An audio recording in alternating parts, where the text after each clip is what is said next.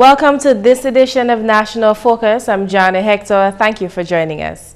Coming up, organizers are excited and optimistic about the 17th World Creole Music Festival, the soon-to-be-complete Cabarets Hotel and Spa to provide employment opportunities, and we'll bring you a special report on the contract signing ceremony for the new Newtown Primary School. Stay with us for details of these and other stories after the break. If you can believe this, come by my house and let me show you some movies. why can't you believe this? Some mothers don't believe their own children when they say they've been sexually abused, and they don't report it. Remember, if anyone asks to see or touch their private parts, touches them inappropriately, shows them or forces them to touch one's private parts, has sex with them, shows them pornographic material, or deliberately lets them hear or see the act of sex, then it is sexual abuse. Believe your child and report the sexual abuse. For more information about child abuse, contact these agencies. This message brought to you by UNICEF and this station. Thanks for staying with us. Significant employment opportunities are expected to be generated when a modern hotel, resort and spa currently being constructed in the town of Portsmouth is complete. That assurance has come from Prime Minister and Minister for Finance, Honorable Roosevelt Skerrit. He told a recent activity in Dubla Bioche that a minimum of 100 jobs will be created. At this hotel in Portsmouth, you're looking at a minimum of 100 jobs available, minimum of 100 jobs available at that establishment. Work on the 58-room hotel, which began in September 2011, is expected to be complete in the next few months. The Prime Minister said government is currently negotiating with a foreign company to manage the hotel. Along with that company which will be managing the hotel, the government of Dominica will provide training to potential employees at this hotel. So very soon we'll start announcing that, and we'll have a several months training exercise, so that when you start working, you in fact qualify. And during the training, we will also provide a stipend to all the trainees, so that they can defray the cost of transportation and snacks and what have you during this training and so forth. The Cabarets Hotel and Spa is being built on a 4.5-acre site located between the Purple Turtle Beach and the Cabarets National Park. The hotel is being fully funded by the government of Morocco as a gift to the government of Dominica. Construction work will begin soon on a new primary school in Newtown. GIS News witnessed the signing of the official contract for that project on Wednesday. GIS's Mervyn Matthew tells us more in this report. Close your eyes. Students, parents, everybody. It is absolutely dark. There's darkness all around you. You can't see anything. Open your eyes now. Yes. There's light. There's light at the end of the tunnel. And there's light at the end of the tunnel because of the Honorable Prime Minister. Principal of the Newtown Primary School, Jerry Copel, speaking at the contract signing ceremony for the construction of a new primary school in Newtown. The contract was signed on Wednesday during a ceremony on the grounds of the existing school building. The China Civil Construction Limited have been contracted to construct the over $6 million project, which is being funded by the People's Republic of China. The project, a gift from the PRC government, was originally intended to be built in Tibo. I felt that Newtown had a greater problem than my constituency, and I have handed over the school to the Newtown Primary School.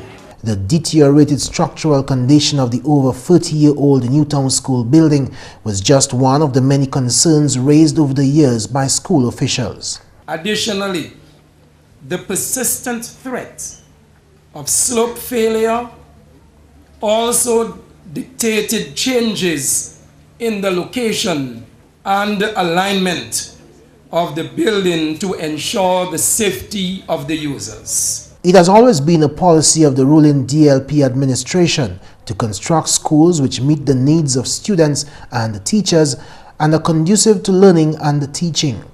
It is with this in mind that the commitment was given to school officials that a new school would be constructed. This new Newtown Primary School that is to be built for the people of the Roseau South constituency and beyond is a promise which is being kept.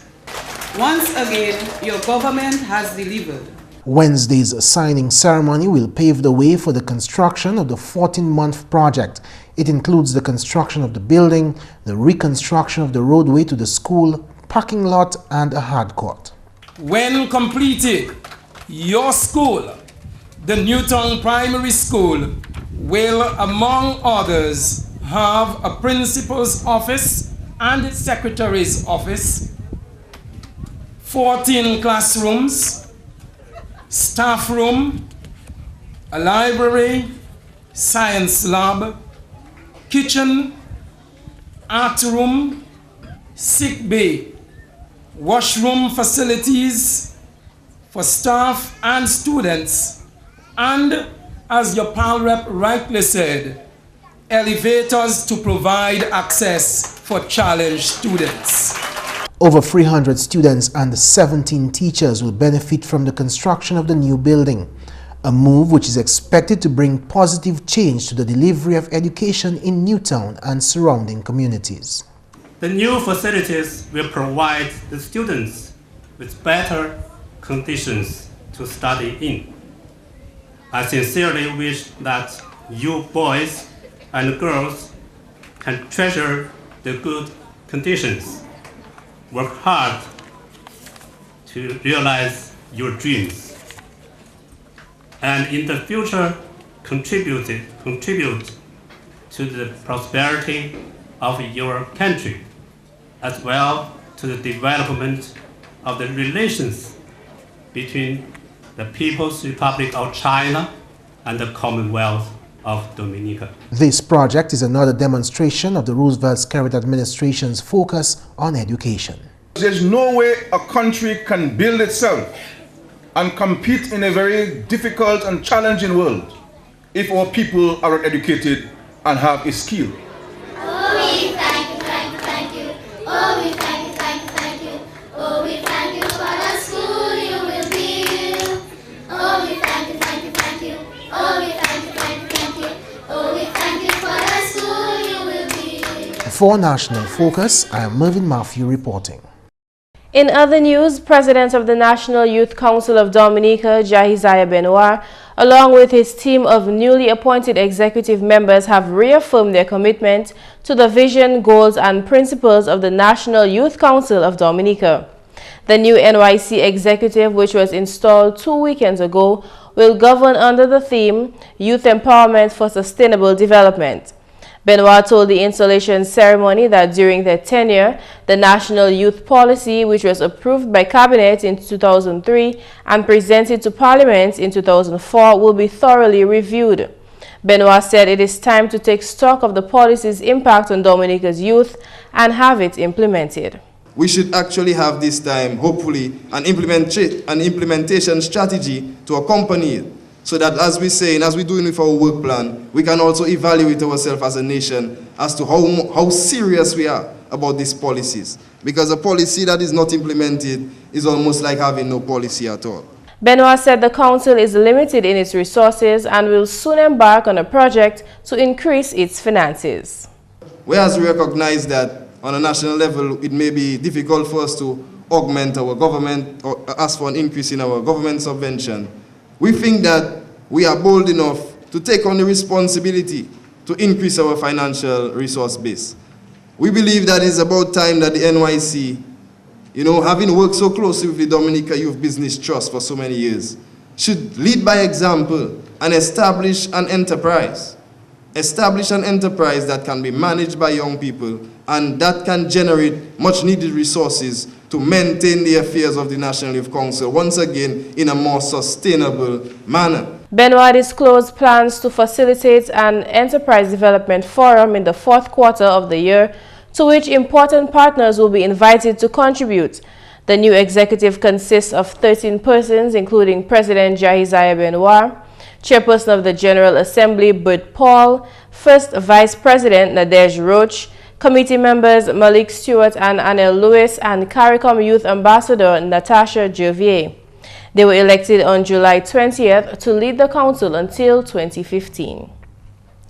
Dominica's Prime Minister, Honorable Roosevelt Skerrit, made a show of tangible support for universal early childhood education last Friday in the northern community of Tibo.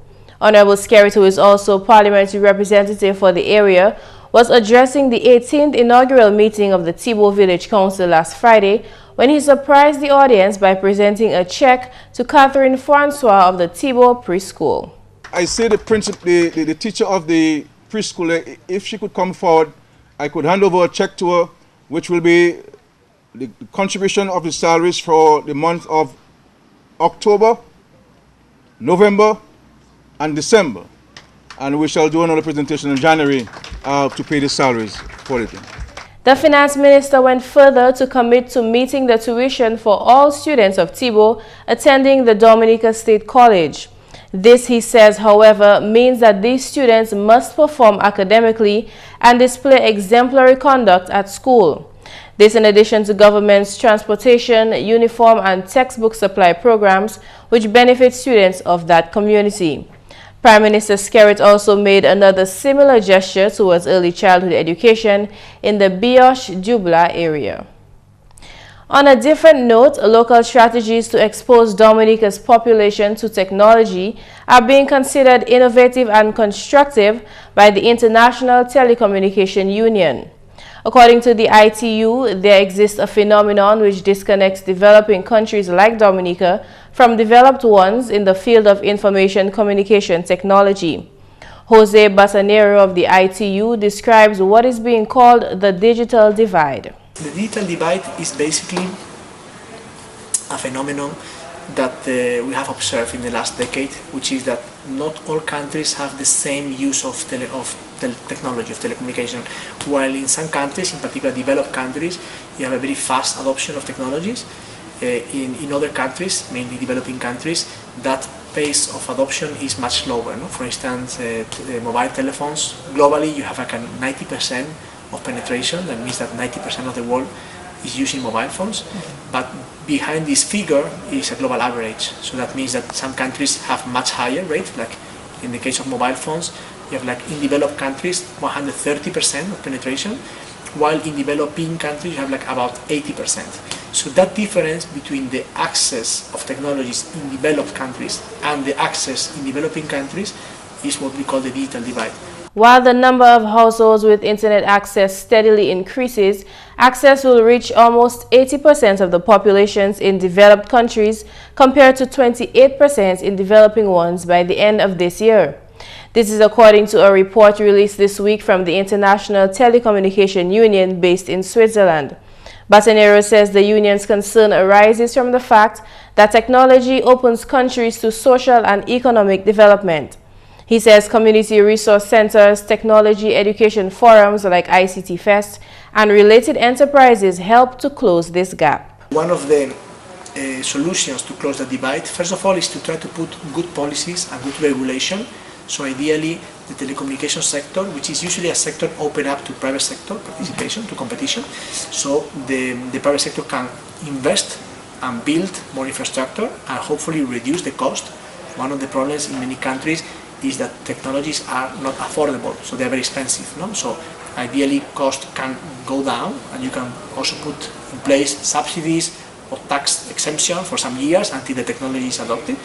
And another strategy that you can do is, as you said, building community access points. So while the technology is more spread, at least you have like community centers, so people have relatively close to where they live a point where they can offer and they can learn online or access education, health, or even they have a company, they can run the company through those business incubator or community access points. So indeed that's one of the possible avenues that policymakers can explore to expand access to ICTs. The ITU reports that internet users as a percentage of the population has been growing on average at double-digit rates over the past 10 years.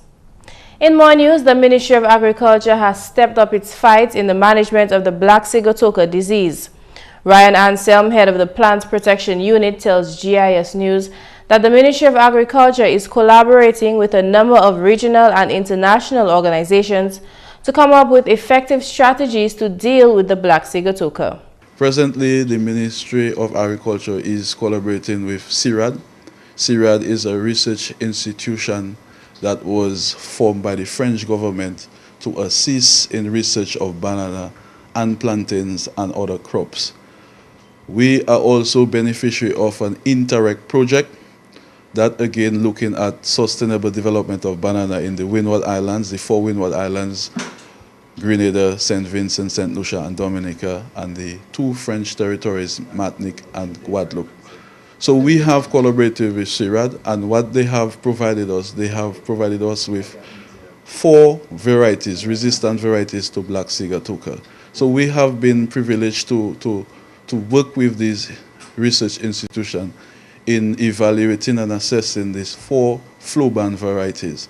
And these varieties, they were planted in the Lamplin Agricultural Station in 2011, and we have evaluated these varieties. And what we have seen is some good results. We are getting partial resistance from black sigatokas in these varieties. And what that means is that the black sigatoka will manifest itself on the leaves, on these plants, but because of the resistance of the plant, it will allow the farmers and the plants to provide a reasonable average bunch, so the farmer can sustain his livelihood and will be still able to make money from banana and plantain.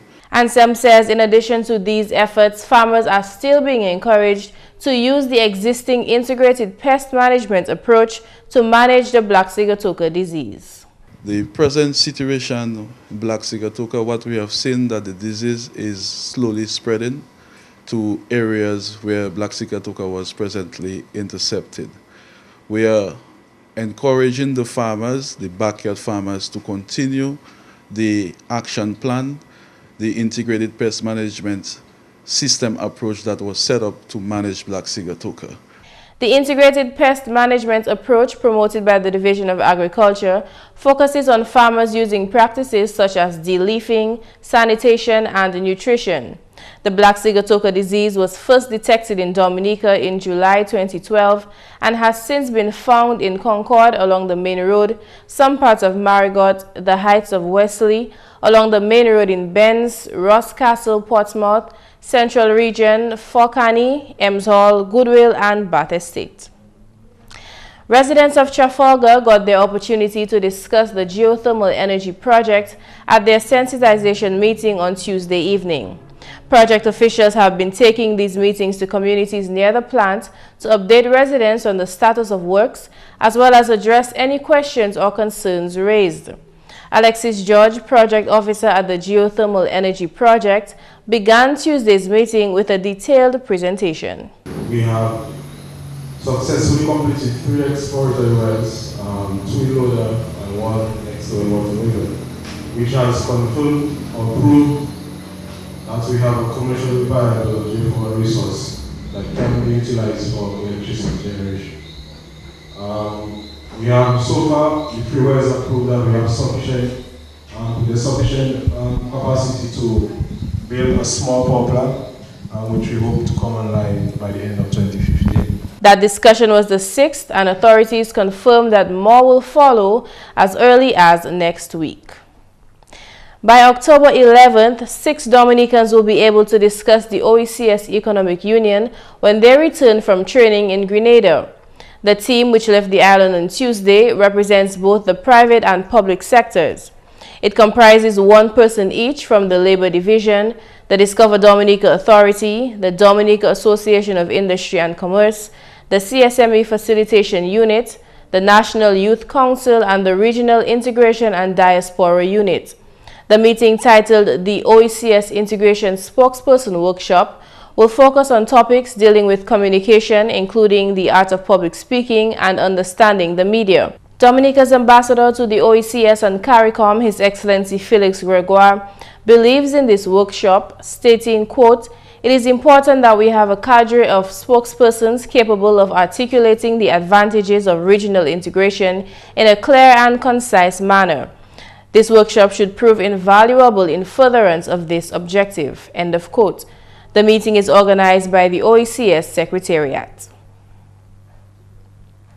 With about 2 weeks left before the 17th World Creole Music Festival, patrons are being assured that all is set for a phenomenal display beginning October 25th. The Dominica Festival Committee hosted a press meeting on Wednesday to update visitors and residents alike that every detail from sound and lights to legalities have been formalized. Speaking of sound and lights, Natalie Clark, events coordinator, disclosed that organizers have secured a new team hailing from the Dominican Republic to manage that aspect of the event, with support from additional experts out of St. Lucia. Meanwhile, the season's usual outings, duivets and hotspots, continue to Crazy Coconuts on Friday, then Memory Lane Disco in Portsmouth on Saturday. Discounted tickets and other promotions can be sourced at these events, and contests and quizzes can also win you prizes on the festival's Facebook page. Wadix Charles has so far been traveling the region promoting the World Creole Music Festival, especially in the Haitian and Spanish community. Creole music is not only jump and wave. There are various elements that makes up Creole music. There are the traditional aspects, and the most important thing, this festival takes place during our 35th anniversary of independence. Independence is the major season and the festival coincides. What a beautiful marriage. You can't get anything better than that in the entire world. That is why this festival is so blessed. And once again, we want to urge patrons to take advantage of the season ticket special. Anyone you know that haven't been to the festival, give them the opportunity to come and witness, to come and experience. We have never had any incidents of any violence ever in the 17 years history. It's camaraderie, it's love, it's excitement, it's people meeting people, it's who haven't met a loved one for years, come in and get, even engaged in the festival. And this is for real. And it's the most beautiful thing about it is the entire Creole world. The entire Creole world coming to Dominica and Roseau being the Creole capital of the world. For once, we have been showcased globally as the Creole capital of the world. Over 30 hours of entertainment, both on stage and in the food court. You can't ask for anything else. The DFC, along with the Discover Dominica Authority and the event sponsors, agree that the 17th World Creole Music Festival will be one to remember. It's an exciting year. It's a year where Dominica takes back some of its responsibilities in the back of house and manages its product with professionalism and with a high standard. And I'm really looking forward to working with this new team. Meanwhile, authorities are emphasizing at this time that persons protect themselves from H1N1 as well as dengue. A public awareness campaign has begun highlighting best practices to stay healthy, that is hand washing, proper personal hygiene, and good public health practices. And that's the English news. McPherson St. Luce brings the Creole highlights next. Allô tout le monde, bienvenue à cette nouvelle en créole. Non, moi, c'est McPherson St. Luce. Premièrement, le ministre de l'Agriculture a augmenté l'effort à combattre la maladie Black Sigatoka.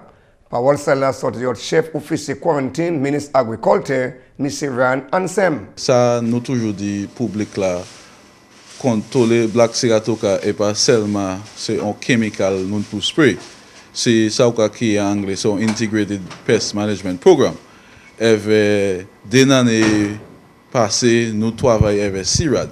CIRAD, c'est une organisation research dans Guadeloupe, avec Martinique, avec qui fait travail en Afrique. Avec un projet qui est Interact Project qui a regardé comment nous avons fait Sustainable Development en banane avec plantain dans Saint-Lucie, Grenade, avec Dominique, avec Martinique, avec Guadeloupe aussi. Le programme ça là, nous avons regardé comment nous avons mené variété figue avec banane qui résiste Black Sigatoka. Avec des années passées, nous travaillons avec CIRAD, avec nous 4 variétés qui résistent à Black Sigatoka. Avec nous avons fait expériment en agriculture station à Laplin. ça nous ka ouais résultat ça c'est nous ka taper ça ou ka en anglais en partial resistant et qui fait banane avec fig ba origine bon origine avec black cigarette ka pas que affecter plan avec ces feuilles là qu'on yo ka fait Cavendish variety qui nous à Dominique.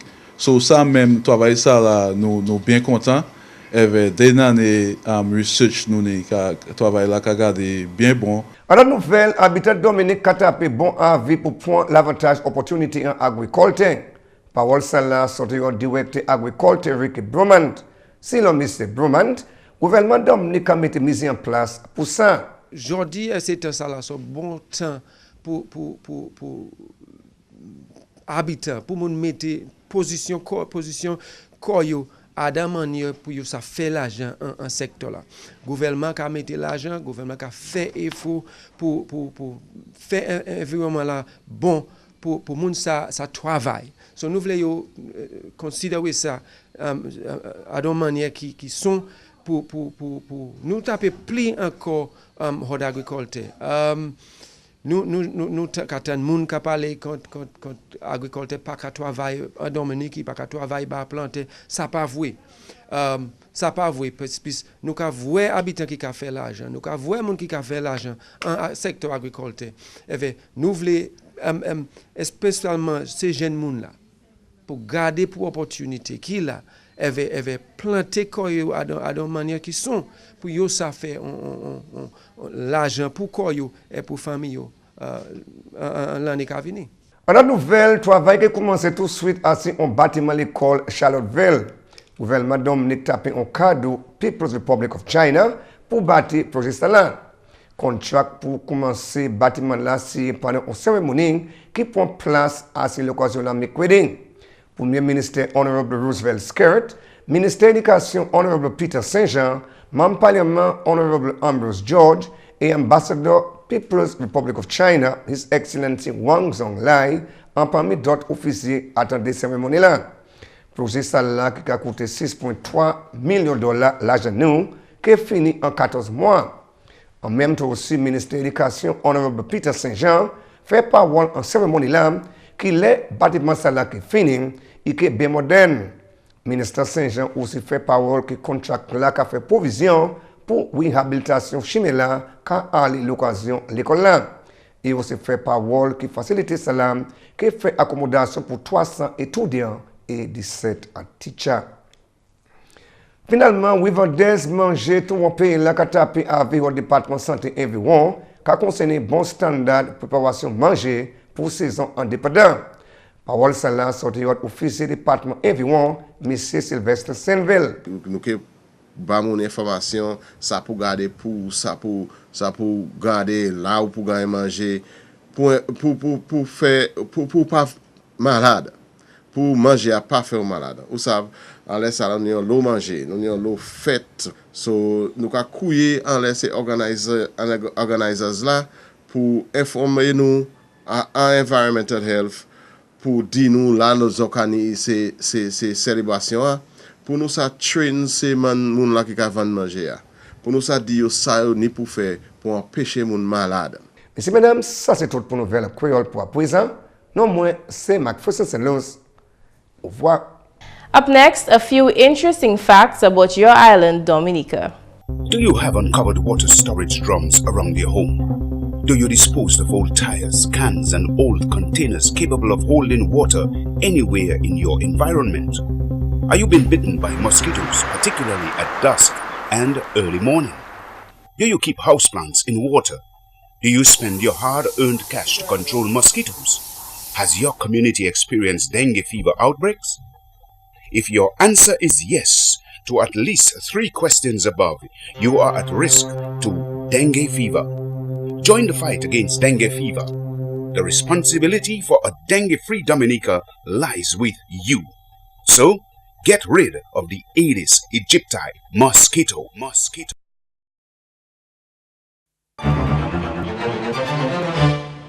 Did you know that about 70% of Dominica consists of protected rainforest? Did you know that this is one of the highest percentages of the world's developing countries? Over 160 bird species have been sighted on the island, and it is home to at least 55 species of butterflies. And that's all for this edition of National Focus. We always welcome your suggestions and your comments. Drop us an email at gis@dominica.gov.dm or visit our website news.gov.dm. On behalf of the entire news production team, I'm Jarna Hector. Thank you for watching.